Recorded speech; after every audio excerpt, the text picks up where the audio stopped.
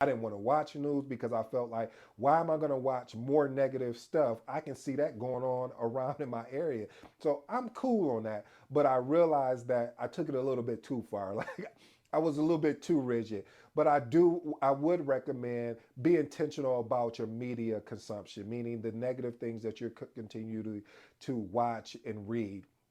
Not saying cut off the news because we need to be informed. Don't do like I did and become so rigid in that area at that time. But I do understand the value of news at certain points. And it was just at the point of where I was going, where I was at, I wanted to grow. I needed to grow. I was at a place where it was like either grow or you're not going to grow, meaning that there were a lot of challenges that I was up against. And I wanted to prove all of those who doubted me, whoever gave up on me, that they were wrong about the decisions they made on me.